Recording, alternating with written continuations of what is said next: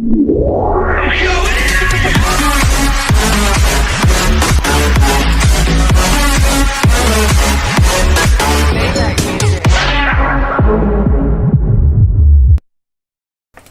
à tous, aujourd'hui on va faire un petit tuto donc, sur la copie d'écran. Donc 3 manières différentes de copier votre écran. Donc nous allons commencer par la première.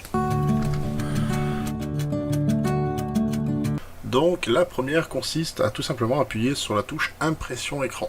Donc une fois la touche impression écran activée, il vous suffit d'ouvrir n'importe quel logiciel de photo ou de retouche photo. Donc là nous allons toucher Paint. Nous allons vers Paint. Et simplement de faire coller. Donc là, on peut voir que mon écran est totalement copié. Seconde méthode. Donc la seconde méthode consiste donc à faire une capture d'écran en appuyant sur la touche Windows et Impression. Une fois que vous avez cliqué sur ces deux touches, donc il vous suffit simplement d'ouvrir un fichier, le dossier Images.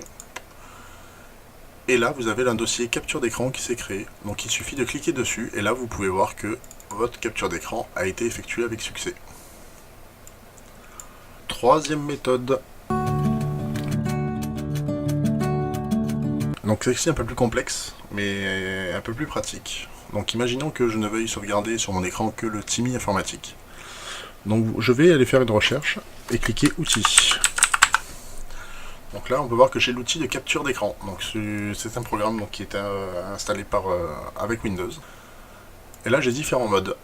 Donc, soit je fais une capture libre, ce qui permet d'enregistrer uniquement une zone. Voilà.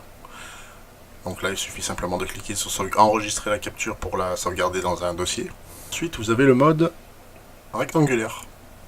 Donc le mode rectangulaire consiste simplement donc à faire un carré bien propre, voilà, et d'avoir une copie un peu plus nette que tout à l'heure.